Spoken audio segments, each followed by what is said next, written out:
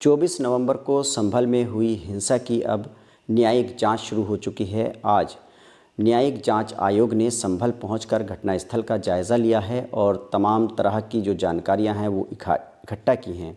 हमारे साथ मुरादाबाद मंडल के कमिश्नर आंजनेय कुमार सिंह हैं, जो इस न्यायिक जांच आयोग के साथ में रहे और उन्होंने जांच आयोग को क्या जानकारी दी है, उनसे हम बात करते हैं। सर, ये बताइए कि दर्शक जानना चाहते हैं कि आज जो जांच शुरू हुई है उसमें जांच आयोग के जो सदस्य आए थे और अध्यक्ष भी थे कमेटी के, उन्होंने आपसे क्या जानकारी ली और कहां कहां वो गए, क्या बातचीत हुई? जो जांच आयोग है उसके माननीय अध्यक्ष और माननीय सदस्य 2 लोग आए थे। उनके द्वारा जैसा हमें निर्देश दिया गया हमने उसके अनुसार व्यवस्था की। उन्होंने केवल जो घटना स्थल है उसका विजिट किया और जो वहाँ कुछ लोगों से मिले भी, जो रास्ते में मिल गए, हमसे जो सवाल पूछे हमने उसके उत्तर दिए और फिर उसके बाद वो लोग वापस चले गए। ये जानना चाहेंगे कि 3 सदस्य जांच आयोग है, लेकिन उसके एक सदस्य आज क्यों नहीं आ पाए और क्या वजह उन्होंने बताई, और अगली बार अब कब आएगी ये जांच आयोग की टीम? देखिए, दोनों ही चीज़ें निश्चित नहीं हैं। ये आयोग को बेहतर पता है। हमें बस इतनी सूचना मिली कि आयोग के 2 अध्यक्ष, माननीय अध्यक्ष सहित 2 सदस्य आएंगे और 2 सदस्य आए और उन्होंने विजिट किया। अब उसके बाद आगे का जांच आयोग ही बताएगा, जिस हिसाब से हम फिर व्यवस्था कर देंगे। सर, अगर हम शुरू से बात करें, अगर 19 नवंबर से जब से ये घटना शुरू होती है, जिस दिन कोर्ट में एप्लीकेशन आती है, सर्वे का आदेश होता है और अचानक से रात में सर्वे होता है, आपको नहीं लगता कि ये सब कुछ जल्दबाजी में हुआ? और एक बार जब सर्वे हो गया 19 नवंबर को, तो फिर 24 नवंबर को सर्वे की क्या ज़रूरत थी? देखिए, इसमें कोर्ट ने आदेश दिया। आदेश के बाद 19 तारीख को सर्वे, जो 19 तारीख को आदेश हुआ उसके तत्काल बाद सर्वे किया गया। जो मुझे कारण बताया गया है उसके अनुसार यही है कि एक तो कोर्ट कमिश्नर ने रिक्वेस्ट किया कि कोई स्थिति को न बदले, एक, और दूसरा डीले न करे, क्योंकि 10 दिन के अंदर सर्वे के लिए कहा गया है। तो ये भी हो सकता है कि वहाँ बंद करके लोग निकल जाएं। इस वजह से उन्होंने कहा कि एक सडन तत्काल का एक निरीक्षण कर दिया जाए, तो लैंड मतलब किसी तरह की खुसर पुसर भी नहीं होगी, बहुत ज़्यादा इस पर लोग अफवाह भी नहीं फैलाएंगे और तत्काल काम हो भी जाएगा, हम रिकॉर्डिंग दे देंगे। 19 तारीख को सर्वे में व्यवधान उत्पन्न किया गया, तो डीएम को कहना पड़ा कि आज बस इतना ही सर्वे, आज का काम ख़त्म करिए, बाद में दोबारा कर लेंगे। क्योंकि वहाँ पे माननीय सांसद अपने समर्थकों के साथ पहुँच गए थे और जो माननीय विधायक के पुत्र वहाँ समर्थकों के साथ पहुँच गए थे, उन्होंने व्यवधान उत्पन्न किया, इस वजह से ऐसा हुआ। इसलिए दोबारा 24 को सर्वे करने का नियत हुआ। 19 तारीख में सर्वे निपट गया। इसकी टाइमिंग को लेकर के विपक्ष के नेता और ख़ासतौर से समाजवादी पार्टी के नेता ये सवाल उठा रहे हैं कि 19 तारीख को आदेश होता, सर्वे होता, अगले दिन 2 राज्यों में और उत्तर प्रदेश में ख़ासतौर से उपचुनाव थे विधानसभा के। उसके बाद जो दूसरी तारीख आती है, जो 24 तारीख को सर्वे हुआ दोबारा, तो मतगणना होने के अगले दिन बिल्कुल सवेरे, सुबह सवेरे इसलिए कर दिया गया। समाजवादी पार्टी के नेताओं का आरोप है कि जो धांधली हुई थी मतगणना में या मतदान में या उपचुनाव में, उसको दबाने के लिए, क्योंकि वो प्रेस कॉन्फ्रेंस करने वाले थे अगले दिन। ये जो टाइमिंग को लेकर के विपक्ष सवाल उठा रहा है, आपको क्या लगता है इसके पीछे टाइमिंग के जो आरोप लगाए जा रहे हैं, कुछ सच्चाई है? देखिए, हमारे लिए तो ये है कि 20 तारीख को चुनाव था, व्यवस्था हमारी थी। 19 को जो सर्वे हुआ, सडन एलिमेंट रखा गया ताकि इस तरीके की समस्या ही ना आवे। चुनाव जिस दिन था उस दिन तो असर हमारे पे पड़ना था। रही बात कि चुनाव में किसी तरीके की दिक्कत, आपको पता है कुंदरकी में सबसे ज़्यादा वोटिंग परसेंटेज रहा है, जो रिजल्ट है वो भी सबके सामने है। तो हमने पूरी पारदर्शिता, और कुंदरकी की बहुत ज़्यादा शिकायत भी नहीं रही, केवल एक जगह की शिकायत आई थी जहाँ पे ये था कि बैरिकेड किया गया है और पुलिस का यूनिफॉर्म का पर्सन आईडी चेक कर रहा है। 7 लोगों को तुरंत हटा दिया गया, उनमें से शायद 2 को बाद में इलेक्शन कमीशन ने सस्पेंड भी कर दिया। हमारे यहाँ कोई ऐसी शिकायत भी नहीं आई और आज भी पूछ सकते हैं, तो हो सकता है कि कुछ लोगों के अलावा मोटा मोटी जितने सारे लोग हैं इस बात की शिकायत नहीं करेंगे कि ऐसा पोलिंग के दिन कोई ऐसी चीज़ हुई। तो ये उसका आधार नहीं है। दूसरी बात ये है कि 24 को ही क्यों, आप देखेंगे 10 दिन के अंदर, यानी 29 तारीख तक देना था ये। 19 के बाद 20 तारीख को इलेक्शन था, 21 और 22 तारीख को जुमा थी, जुमे की नमाज, तो जुमे के आसपास हम ऐसी चीज़ें नहीं कर सकते। फिर 23 को काउंटिंग थी, 24 को संडे था, और संडे का दिन ऐसा होता है कि सभी लोग फुर्सत में होते अधिकारीगण, तो शायद इसलिए उन लोगों ने 24 को चुना। और उसके बाद 25 और 26 को कोर्ट कमिश्नर को कहीं बिजी रहना था, तो इसलिए जो गैप था वो नहीं होना था, इसलिए 19 और 24। तो इसको तार्किक रूप से जो बताया है जिला प्रशासन ने वो यही है। 24 नवंबर को जो हिंसा हुई उसमें आधिकारिक रूप से तो 4 लोगों की मौत की पुष्टि है ही, लेकिन ऑफ द रिकॉर्ड लोग 10 तक बता रहे हैं कि 10 मौतें हुई हैं इस हिंसा में। आपको लगता है कि इसके लिए ज़िम्मेदार कौन है, और क्या जो 10 दिन का समय था इसमें बहुत जल्दी दोबारा सर्वे में नहीं कर दी गई? क्या लगता है, पुलिस प्रशासन की कहीं लापरवाही आपको लगती है, और ज़िम्मेदार किसे मानते हैं इन मौतों के लिए? देखिए, उसमें अगर ज़्यादा लोग 4 से ज़्यादा लोग हैं तो 4 से ज़्यादा लोगों के नाम भी होंगे। दूसरी बात है कि उनकी पोस्टमार्टम भी हुई होगी, ये तो है नहीं। 4 ही लोगों के पोस्टमार्टम की रिपोर्ट आई और 4 ही लोगों की मौत की पुष्टि हुई, और 4 ही लोगों के परिजनों की अभी तक बात भी आ रही है। तो ये जो सारी चीज़ें हैं अफवाहों का हिस्सा है। रही बात, मैंने तिथि के बारे में बता दिया, कोर्ट का आदेश है, कोर्ट के आदेश को कोर्ट में चैलेंज किया जा सकता था, सीनियर डिवीज़न जज का था। किसी ने कोर्ट के आदेश को कोर्ट में चैलेंज नहीं, उस कोर्ट में या उसके ऊपरी कोर्ट में कभी चैलेंज नहीं किया। विपक्ष के नेता ये आरोप लगा रहे हैं कि पहले दिन जो सर्वे हुआ रात में 19 तारीख की रात में, वो ठीक है, मान लिया कि कोर्ट के आदेश पे हुआ, लेकिन जो 24 नवंबर को सुबह सवेरे सर्वे कराया गया वो तो कोर्ट कमिश्नर की गुजारिश पर डीएम ने सर्वे करा दिया। क्या डीएम उनको ये नहीं कह सकते थे कि अभी रुक जाइए, जल्दी हो जाएगा, या अभी तो टाइम है 29 नवंबर तक का जब समय था 10 दिन का? तो मैंने टाइमलाइन बता दी। 19 तारीख को चूँकि सर्वे कंप्लीट नहीं हुआ था, कोर्ट कमिश्नर ने रिक्वेस्ट किया डीएम से कि 24 तारीख एक सूटेबल डेट है, क्योंकि 21-22 मैंने 20, 21, 22 और 23 का बता दिया। अब एक 24 डेट पड़ती है। 25-26 को कोर्ट कमिश्नर के यहाँ अब इंगेजमेंट या कुछ कार्यक्रम था, और ठीक उसी तरह 27 और 28 को दूसरे पक्ष का था, इसलिए यह तय किया गया। तो ये जो है वो संयोग मात्र है, इसमें डीएम का तो कहीं रोल ही नहीं, और प्रशासन का तो पूरे प्रकरण में सिवाय लॉ एंड ऑर्डर मेंटेन करने के कोई रोल ही नहीं है। मृतकों के परिवार वाले आरोप लगा रहे हैं कि गोली पुलिस ने चलाई, पुलिस की गोली से मौतें हुई हैं, और ये भी आरोप लगाया कि पुलिस वाले जो हैं देसी तमंचे चला रहे थे, अवैध हथियार भी पुलिस वाले रखते हैं, और वो उससे फायरिंग कर रहे थे। क्या लगता है आपको? 2 चीज़ें हैं, या तो पुलिस ने गोली चलाई या फिर देसी बंदूक से गोली चली, दोनों नहीं हो सकती, क्योंकि पुलिस के हाथ में ऐसा कोई हथियार आप नहीं देखेंगे। तमाम सीसीटीवी कैमरे और वीडियो जो भी हैं वो यही बता रहे हैं।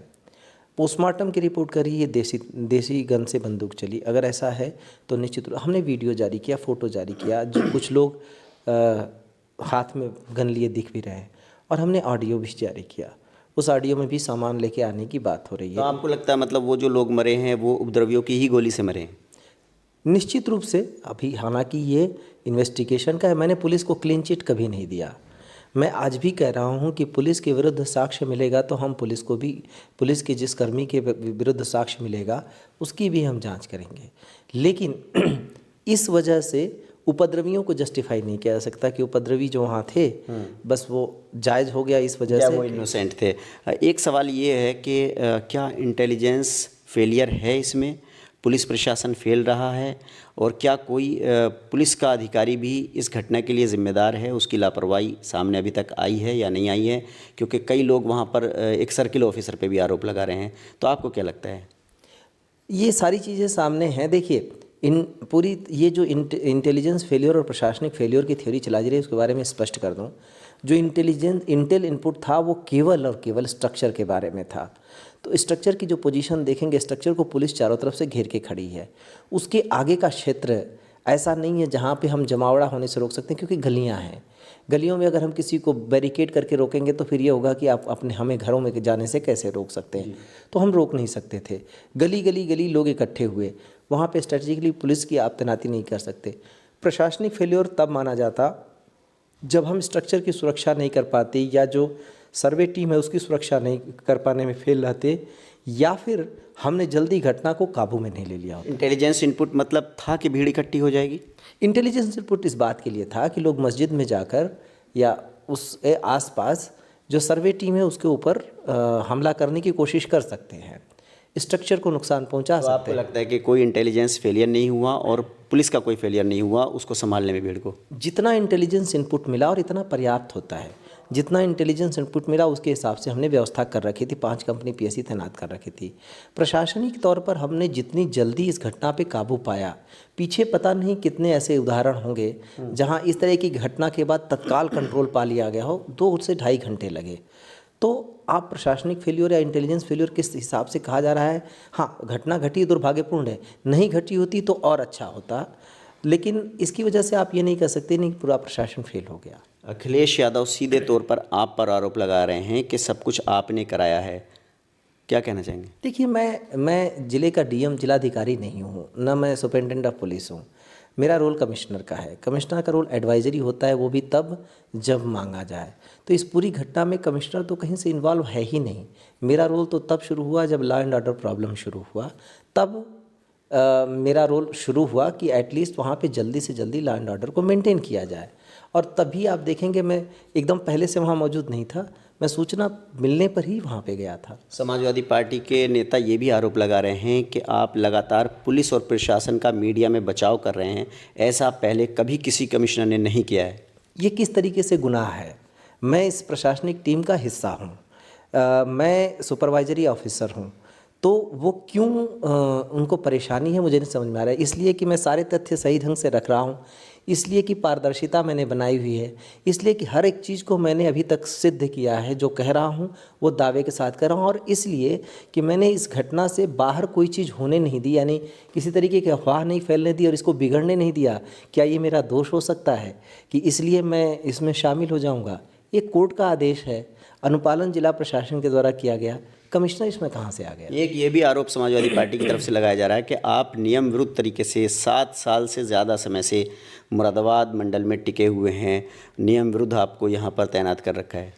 मुझे लगता है कि उनको अपने फैक्ट्स ठीक करने पड़ेंगे। 7 साल तो ये सरकार आए हुए हुआ, तब से मैं मुरादाबाद मंडल में नहीं हूँ, पहली बात। दूसरी बात, अगर नियम विरुद्ध है तो नियम उनके पास होगा, वो नियम दिखाएंगे। और तीसरी बात ये कि हो सकता है, मतलब अगर नियम विरुद्ध था तो उसके लिए बहुत सारे कोर्ट वगैरह में भी गए, कहीं किसी कोर्ट ने तो नहीं कहा, कहीं किसी जो सक्षम स्तर पे है तो नहीं कहा। दूसरी बात है कि मेरी तैनाती मैं नहीं करता, मेरी तैनाती सरकार करती है, शासन करता है। शासन की जब तक मेरे ऊपर विश्वास है तब तक ही तो रहूँगा। ये इसमें मेरा वश नहीं है कि मैं कहाँ पे रहूँगा। मैं अपने आप को सौभाग्यशाली समझता हूँ कि मुझे यहाँ सेवा करने का अवसर मिला। समाजवाद प्रॉब्लम क्या हो सकती है मुझे नहीं समझ में आता कि क्यों ये समस्या है। आरोप यह है कि आप लगातार समाजवादी पार्टी और विपक्ष के नेताओं पर हमलावर रहते हैं। हमारे लिए पहली बात तो विपक्ष कोई है ही नहीं, हमारे लिए सभी पक्ष ही पक्ष हैं। मैं राजनीतिक व्यक्ति नहीं हूँ, किसी दल विशेष को जो राजनीतिक लोग हैं हमारे लिए सम्मानित होते हैं, ख़ास तौर से जो पदों पर होते हैं, संवैधानिक पदों पर होते हैं। मैं किसी को क्यों टारगेट करूंगा? मैं तो उस सरकार में भी काम कर चुका हूं और इस सरकार में भी काम कर रहा हूं। मेरा काम है विधि पूर्वक सारी चीज़ों का संचालन करना, जिसका उत्तरदायित्व तो मुझे दिया गया। आप इनकार करते रहें भले ही, लेकिन ये सच्चाई है कि सोशल मीडिया पर आपके और अखिलेश यादव के बीच में शायराना जंग चल रही है। वो पूर्व मुख्यमंत्री हैं, इतने बड़े नेता हैं, क्यों आप उनसे सोशल मीडिया पर उलझ रहे हैं? सवाल ही नहीं पैदा होता। उनका कद देखिए, वो पूर्व मुख्यमंत्री रहे हैं जिनके अंडर में मैं छोटा सा अधिकारी रहा हूँ, आज वो सम्मानित सांसद भी हैं। मेरी आप टाइमलाइन देख लीजिए। मैं चूँकि साहित्य का विद्यार्थी रहा हूँ, तो जब भी कोई ऐसी अच्छी चीज़ लगती है, मैं अपने सोशल मीडिया पे वही सारी चीज़ें ही केवल जब फुर्सत मिलती है। देखिए, रिक्रिएशन के लिए सबको टाइम चाहिए। कभी कभार रात बिरात अगर मुझे मौका मिल जाता है, थोड़ा सा प्रशासनिक चीज़ों से थोड़ा सा हटता हूँ, थोड़ा रिक्रिएटिव के लिए पढ़ता हूँ, अच्छा लगता है तो शेयर कर देता हूँ। इसका मतलब ये थोड़े ना कि मैं उनसे कोई जंग लड़ रहा हूँ या कोई, ये एक संजोग मात्र है जिसको जोड़ दिया गया। अदरवाइज़ मैं अपना काम कर रहा हूँ, वो अपना काम कर रहा है। आप शायराना अंदाज में शेर पोस्ट कर रहे हैं कि जो दूसरों को डुबोकर किनारे निकल गया उसे बख्शा नहीं जाएगा। अखिलेश यादव आपका फ़ोटो लगाकर शेर लिखते हैं कि जो मीठी मीठी बातों में झूठ को जो है सच साबित कर रहे हैं। वो आईने के सामने उन्हें शर्म आती होगी कि कितना गलत कर रहे हैं। वो राजनीतिक व्यक्ति हैं, वो कुछ भी कह सकते हैं। मैं एक प्रशासनिक व्यक्ति हूँ, मेरा काम अपना दायित्व निर्वहन करना है, और जब तक कि मुझसे अपेक्षा न की जाए, यानी नियम ये नहीं कहता है कि मैं बोलूँ, तब तक मैं बोलूँ नहीं। तो मैं इस पर तो टिप्पणी नहीं करूँगा कि किसी राजनीतिक व्यक्ति से मैं क्यों ही उलझूँगा। लेकिन हाँ, जो जिसको लेकर जोड़ा जा रहा है वो आप मेरी टाइमलाइन पे पीछे देख लीजिए। अगर बढ़िया शायर हैं, बढ़िया कवि हैं, उनकी लाइनें जब भी मुझे अच्छी लगती हैं, ख़ास तौर से अगर उनकी जन्म तिथि हो या उनका डेथ एनिवर्सरी हो या किसी खास चीज़ से कनेक्टेड हो, उस समय मैं शेयर करता हूं जनरली, या फिर मुझे कोई चीज़ पसंद लेकिन आ आपके मंडल में इतनी बड़ी घटना हुई, 4 मौतें हो गई, उस समय जो आपने शेर लिखे उसका वो पलटवार कर रहे हैं अखिलेश यादव। शेर मैंने नहीं लिखे, शेर शायरों ने लिखे। आपने अपने एक्स पर पोस्ट किए ना? हाँ, एक्स पर पोस्ट किए। वो रात्रि को जब सारी चीज़ों से थोड़ा सा ये होता, आप सोचिए हम भी इंसान हैं, ऐसी घटनाएं हमारा भी मन ख़राब करती हैं। दूसरी बात यह है कि जहाँ तक बात ये मेरे ऊपर व्यक्तिगत रूप से इल्ज़ाम की है, मैं तो तथ्यपरक रूप से सारी चीज़ें सामने ला रहा हूँ। किसी के पास कोई तथ्य है? आप पर लगातार आरोप है कि आप ख़ास तौर से समाजवादी पार्टी के नेताओं को एक एक करके टारगेट कर रहे हैं, चाहे रामपुर में आज़म खान का मामला रहा हो, रामपुर के चुनाव रहे हों, उपचुनाव सुवार के रहे हों, या फिर कुंदरकी के रहे हों, या अब संभल तक आप, इस सब में समाजवादी पार्टी के लोग आप पर ही आरोप लगा रहे हैं, सीधे सीधे आपको जिम्मेदार ठहरा रहे हैं। क्या वजह है? जब तक जिलाधिकारी का दायित्व रहता है तब तक चुनाव में हमारी भूमिका रहती है। जिलाधिकारी के दायित्व के बाद कमिश्नर आने पर कमिश्नर का दायित्व नहीं रहता इलेक्शंस का। तो इलेक्शंस में अगर कोई ये कहे कि और एज ए कमिश्नर तो मैं गया भी नहीं हूँ किसी इलेक्शन में, जब तक इलेक्शन कमीशन का आदेश नहीं आता कि आपको जाना है। पीछे जो जनरल इलेक्शंस थे उसमें आदेश आए, मैं गया। बाई इलेक्शंस में तो मैं कभी गया भी नहीं। तो ये शायराना लड़ाई अभी जारी रहेगी ट्विटर पे? मेरी लड़ाई कोई है ही नहीं, पहली बात, न हो सकती है, कभी संभव भी नहीं है। लेकिन हाँ, अब क्या मैं अगर साहित्य की कोई कृति है, हमेशा से करता रहा हूँ, तो क्या इस वजह से मैं उसको रोक दूँ कि नहीं इसको लोग संजोग से भिड़ा के किसी से जोड़ देंगे? अच्छा, कोई आपत्तिजनक चीज़ है नहीं जो लिखी हो। और अगर ये मान भी लें कि उसके द्वारा मैंने अपने मनोभाव व्यक्त किए, तो इससे उनसे कहाँ से जुड़ाव? उन्होंने भी अपने मनोभाव व्यक्त कर दिए। लेकिन उनसे कोई जुड़ाव ही नहीं है ना। बहुत सारे लोग, ये भी तो हो सकता है कि बहुत सारे लोग प्रशासन के ऊपर अगर कोई चीज़ कर रहे हों, उससे जुड़ी हुई कोई चीज़। लेकिन अखिलेश यादव ने जो शेयर किया है, पोस्ट किया है, उसमें आपकी तस्वीर लगाई है, तो इसलिए सवाल उठ गए। नहीं, मैं उन्होंने क्या किया वो जाने, वो बहुत मैच्योर पर्सन हैं। मैं उनका सम्मान करता हूँ, हमेशा सम्मान करता रहा हूँ। पूर्व मुख्यमंत्री रहे हैं इसलिए भी, आज माननीय सांसद हैं इसलिए भी, और सिर्फ उनका ही क्यों, मैं जितने भी राजनीतिज्ञ हैं, संवैधानिक पदों पर बैठे हैं, यहाँ पे भी जितने लोग हैं, मैं सबका सम्मान करता हूँ। कोई प्रश्न नहीं है कि मैं उनसे किसी बहस में पढ़ूँ, और हमारा सही में अगर बताएं तो ये हमारे दायरों में आता भी नहीं है। हम एक दायरा बना के चलते हैं, तो इसका कोई प्रश्न नहीं है। हाँ, लेकिन ये बात स्वीकार करता हूँ कि मैंने शेयर किए।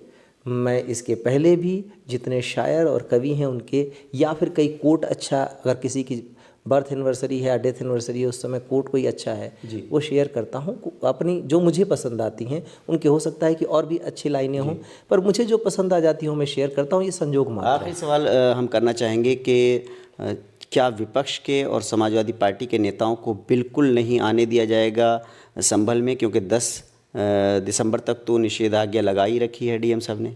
आने देंगे? कब तक आने देंगे विपक्ष के नेताओं को? देखिए, मैं स्पष्ट कर दूं पहली बात कि विपक्ष तो हमारे लिए कोई है ही नहीं। सारे लोग पक्ष ही पक्ष हैं, सभी सम्मानित व्यक्ति हैं। जो प्रतिबंध है वो इसलिए है क्योंकि हमने किसी तरह से स्थिति को सामान्य किया, और बहुत तेज़ सामान्य किया है, और बहुत शीघ्र एकदम से नॉर्मलसी में आ जाएगी, ये भी मुझे पूरा विश्वास है। तो 10 तारीख तक थोड़ा धैर्य रखें, सभी से अपील भी कर रहे हैं, रिक्वेस्ट भी कर रहे हैं, धैर्य रखें। 10 तारीख के बाद जैसी भी परिस्थिति का आकलन होगा उसके हिसाब से हम किसी को रोकेंगे नहीं, बल्कि मैं तो कहूँगा कि संभल में पूरी दुनिया आवे, लाखों लाख की संख्या में लोग आवे, हैंडीक्राफ्ट आइटम्स हैं। 2 सवाल ख़ास हैं जो लोग जानना चाहते हैं। एक तो इस हिंसा के लिए जिम्मेदार जो पुलिस या प्रशासन के लोग अगर हैं तो उन पर कार्रवाई कब तक होगी, और दूसरा ये कि जो समाजवादी पार्टी के वहाँ से सांसद हैं ज़ियाउर रहमान बर्क और सुहेल इकबाल, उन दोनों को पुलिस प्रशासन ने आरोपी बनाया है। इन दोनों पर आप क्या मानते हैं, क्या कार्रवाई किस पर होनी चाहिए, नहीं होनी चाहिए? अभी तक जितने भी साक्ष्य आए हैं, मैंने जितने भी स्टेटमेंट्स दिए हैं, लोगों को जो बताया है वो साक्ष्यों के आधार पर बताया है। पर मैंने कभी भी इनकार नहीं किया कि अगर इस क्रम में किसी पुलिसकर्मी का अगर दोष आता है, जैसा आपने अभी पहले कहा कि एक सर्किल ऑफिसर के ऊपर लोग इल्ज़ाम लगा रहे हैं, अगर उन्होंने कोई भी साक्ष्य दिया या हमें अपने ही में से कोई साक्ष्य अगर मिल गया तो हम किसी भी पुलिसकर्मी को भी बिना कार्रवाई के नहीं छोड़ेंगे, ये मेरा वायदा है। और मैं अपने स्तर पर ये सुनिश्चित करूँगा जितना मेरा अख्तियार है, इतना मैं कह रहा हूँ और पहले से भी कहता रहा हूँ। लेकिन अभी तक हम जितने साक्ष्य मिल रहे हैं उसके आधार पर कार्रवाई कर रहे हैं। रही बात कि जो 2 लोग नामजद हैं उनके विरुद्ध हर एक चीज़ का एक प्रोसेस होता है। उसके बाद एक और भी चीज़ है, हम पहले अपने एविडेंसेस को पुख्ता कर लें, उसके बाद कार्रवाई करेंगे और कार्रवाई बहुत सख्त करेंगे ताकि दोबारा ऐसी घटना ना हो। मेरे अनुभव में पिछले लगभग 4 साल हो गए, 4 साल बाद ये घटना घटी है और इसने संभल को काफ़ी पीछे कर दिया है। जो इसके गुनहगार हैं, जो इसके दोषी हैं, उनको हम कानून के दायरे में ले आकर सज़ा भी सुनिश्चित करवाएंगे कोर्ट से पैरवी करके। ये सुनिश्चित करना मेरा दायित्व और करेंगे ज़रूर। देखिए, कमिश्नर आंजनी कुमार सिंह का साफ तौर पर कहना है कि साक्ष्यों के आधार पर कार्रवाई की जाएगी। अगर पुलिस अधिकारियों के खिलाफ कोई साक्ष्य मिलता है तो उन पर कार्रवाई की जाएगी और जो घटना में आरोपी हैं अगर उनके खिलाफ साक्ष्य मिलता है तो उनके खिलाफ भी सख्त कार्रवाई की जाएगी। और रही बात उनके सोशल मीडिया पर शेयर पोस्ट करने का, तो वो हमेशा से करते चले आए हैं और अखिलेश यादव ने अगर उनको लेकर के शेयर पोस्ट किए हैं तो वो बड़े व्यक्ति हैं, उस पर वो कुछ नहीं कहना चाहते।